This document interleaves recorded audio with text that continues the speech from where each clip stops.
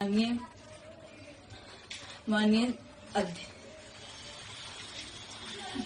क्या निवेदन करना? प्रदेश के बहराइच मामले को लेकर जो गोपाल मिश्रा की वहां पर हत्या हुई थी उसको लेकर बहुत बड़ी खबर निकल के सामने आई है, जिसमें 2 मुस्लिम युवकों का एनकाउंटर पुलिस के द्वारा कर दिया गया है। आखिर क्यों किया गया है? आखिर पुलिस ने अभी तक उस चीज की जान पहचान ये नहीं की है, ये पुष्टि नहीं हुई है कि पूरी तरह से इन लोगों की तरफ से ही आखिरकार जो गोलियां चलाई गई थी, फायरिंग की गई थी, लेकिन उसके बावजूद भी इन लोगों का एनकाउंटर कर दिया गया है।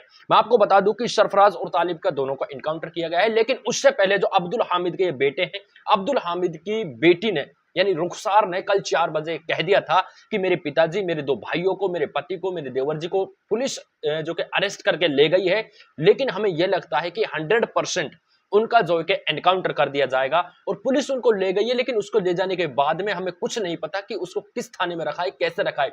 सबसे पहले मैं आप लोगों को अब्दुल हामिद की बेटी रुखसार का वीडियो दिखाने वाला हूं, जिसे हमें अच्छे से देखना है, ध्यान से देखना है, क्योंकि किस तरह से साजिशें की गई। उसके बाद में मैं इसकी पूरी डिटेल्स दूंगा कि आखिर किस तरह से उनका एनकाउंटर किया गया है। सबसे पहले आप अब्दुल हामिद की बेटी सरफराज की बहन रुखसार का वीडियो देखिए। क्या नाम है आपका? मेरा नाम रुखसार उर्फ सालिया है। मैं बहराइच केवानागंज की रहने वाली हूँ। मेरा मायका महाराजगंज में है। रविवार को जो वहाँ दंगा हुआ है, उसमें जिस आदमी की मृत्यु हुई है, उसका इल्जाम मेरे पिता और मेरे भाइयों पे आया है।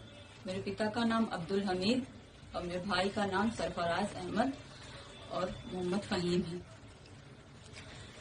उस दंगे के बाद 14 तारीख को एसटीएफ की टीम मेरे घर पहुंची और वहाँ केवानागंज पहुंची, मेरे ससुराल, और वहाँ मेरे घर की तलाशी ली।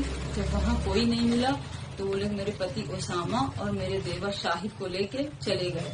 उसके बाद से उन लोगों का कोई अता पता नहीं चल रहा है।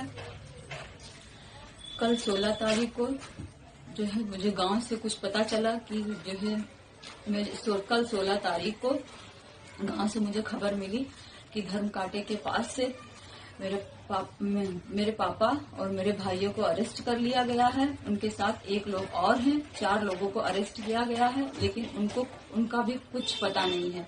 न उनका कहीं कुछ दिखाया जा रहा है, किसी थाने में भी वो नहीं है, न कोई कप्तान कुछ बता रहे हैं, न मीडिया में कुछ पता चल रहा है। हमको डर है कि उनका फर्जी इनकाउंटर दिखा के उनकी हत्या कर दी जाएगी और मेरे पति ओसामा और शाहिद को भी मेरे पति ओसामा और शाहिद की भी हत्या कर दी जाएगी। माननीय अध्यक्ष, क्या निवेदन करना चाहेंगी आप? हम माननीय अध्यक्ष से निवेदन करना चाह रहे हैं, प्रधानमंत्री जी से, मुख्यमंत्री जी से निवेदन करना चाह रहे हैं कि हमको डर है कि उनकी हत्या कर दी जाएगी। इस वजह से उनकी सुरक्षा की अपील कर रहे हैं। आप लोगों ने रुखसार का वीडियो देखा है, जिसमें रुखसार ने एक दिन पहले ही वीडियो अपलोड, सोशल मीडिया पर वीडियो अपलोड जो कि वायरल हो रहा है, उसमें कहा जा रहा है कि मेरे पिताजी और मेरे भाइयों पर यह इल्जाम लगाया गया है कि जो गोपाल मिश्रा उस मकान पर चढ़ने के बाद में जो उस पर फायरिंग की गई, सिर्फ और सिर्फ अब्दुल हामिद और उसके बेटे जो कि अब्दुल हामिद के बेटे सरफराज तालिब फहीम, इन लोगों ने उस पर फायरिंग की है। सरासर इन पर इल्जाम लगा दिया गया है। लेकिन पुलिस का यह कहना था कि आखिर जो फायरिंग की गई है वो फायरिंग भीड़ की तरफ से की गई है। भीड़ किसकी थी? जो वे मूर्ति विसर्जन करने के लिए जा रहे थे, उनकी तरफ से ये थी। लेकिन यह कंफर्म नहीं हुआ कि मुसलमानों की तरफ से फायरिंग हुई या हिंदुओं की तरफ से फायरिंग हुई। लेकिन आखिरकार स्पष्ट यूपी पुलिस का यह रिवाज चलता आ रहा है, जिसमें कि फौरन से एनकाउंटर कर दिया जाता है, क्योंकि वो सिर्फ और सिर्फ सबूत छिपाना चाहते हैं, हकीकत को छिपाना चाहते हैं, सच्चाई को छिपाना चाहते हैं कि आखिर सच्चाई क्या है। आखिर ये किसी भी तरह से, किसी भी एंगल से ये साबित नहीं हुआ है कि आखिर उन्हीं लोगों ने, अब्दुल हामिद के बेटों ने, अब्दुल हामिद ने उस पर फायरिंग की है।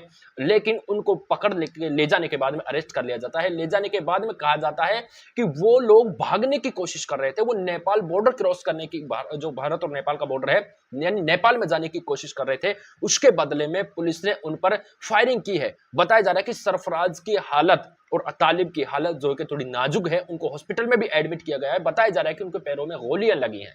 लेकिन जो आप लोगों ने रुखसार का वीडियो देखा है, इसमें रुखसार स्पेशली पहले ही बता चुकी है कि हमें डर है, हमें पूरी तरह से ये डर है कि मेरे पिताजी, मेरे भाई, जो मेरे देवर हैं, मेरे हस्बैंड हैं, उनका एनकाउंटर किया जा सकता है। पूरी तरह से पहले ही बता दिया था और आखिरकार वही हुआ।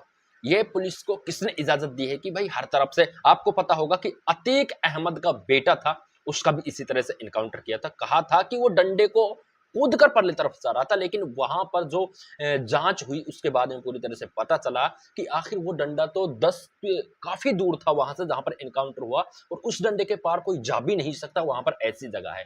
तो आप ये समझ लीजिए कि किस तरह से सिर्फ और सिर्फ ये साजिशें की जा रही हैं, ना कि ये पूरी तरह से सही है। मैं आप लोगों से कहना चाहूंगा कि आखिर उन लोगों का भी एनकाउंटर होना चाहिए जो पहले से हिंसा भड़काने का काम कर रहे हैं, और जो पूरी तरह से एक तरफा ये पुलिस कार्रवाई कर रही है, ये सरासर नाइंसाफी है। जिस तरह से आखिर उनको कोई न्याय मिलेगा जहां पर मुसलमानों के तकरीबन बहुत सारे घरों को आगजनी से जो कि आग के हवाले कर दिया गया है, उनके सब कुछ को आग के हवाले कर दिया गया, उनका मकान, गाड़ी, कपड़े वगैरह जो कुछ भी थे सबको आग के हवाले कर दिया गया है।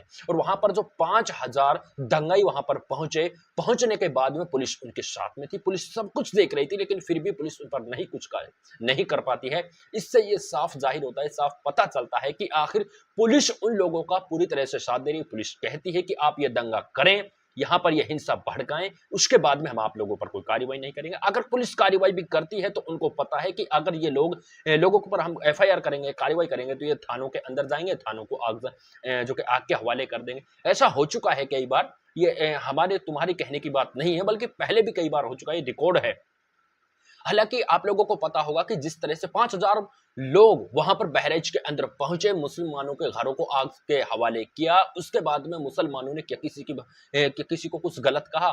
कि मुसलमान किसी के हिंदू घरों पर जाकर जो कि हमला किया, कोई पत्थरबाजी की, ऐसा कुछ भी नहीं किया गया। सिर्फ और सिर्फ ये लोग वे हैं जो दो गुटों को फंसाने का काम कर रहे हैं। आखिर इसमें भी ये यूपी पुलिस का ये पूरी तरह से खुलासा, पर्दाफाश ये हो चुका है कि पूरी यूपी पुलिस है जो एक तरफा कार्रवाई कर रही है। जिस तरह से सरफराज और तालिब का एनकाउंटर हुआ है, उनके साथ कई लोगों को भी गिरफ्तार किया है, लेकिन इन दोनों का एनकाउंटर किया है। इनको मुख्य आरोपी गोपाल मिश्रा कांड में बताया जा रहा है।